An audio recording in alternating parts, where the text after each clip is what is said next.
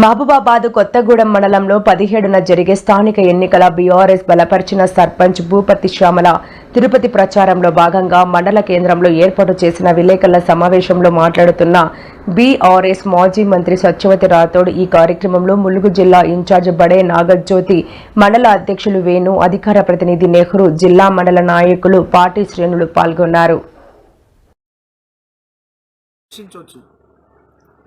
నీ గురించి తెలిసినాయని చెప్పొచ్చు, అది విఘ్నత కాదు.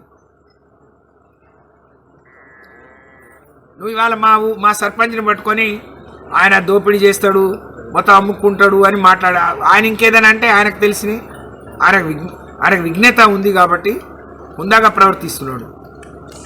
నువ్వు అర్థం చేసుకో, అది మా చేతగానితనం అనుకుంటే అది నీ సంస్కారం తప్ప ఇంకోటి కాదు అని చెప్పి తెలియజేసుకుంటూ, తప్పకుండా రాబోయే మరి 17వ తారీఖు ఎన్నికలు, ఇవాళ కొన్ని అయిపోయినాయి, 17వ తారీఖు ఎన్నికల్లో మరి రాష్ట్రమంతా చూస్తూ ఉన్నాం.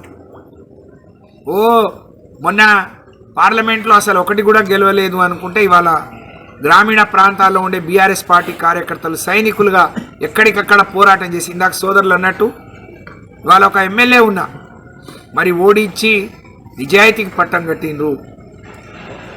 మంచి ఏందో చెడు ఏంది, ఇవాళ కేసీఆర్ నాయకత్వంలోనే గ్రామీణ ప్రాంతంలో పల్లె ప్రగతి అని పట్టణి బంద్ అయితే కల్లాల దగ్గరికే వచ్చి ఒడ్లుకొని ఇంత కూడా దానికి ఏ విధంగా తీసిపోని విధంగా బ్రహ్మాండంగా అభివృద్ధి చేశాం.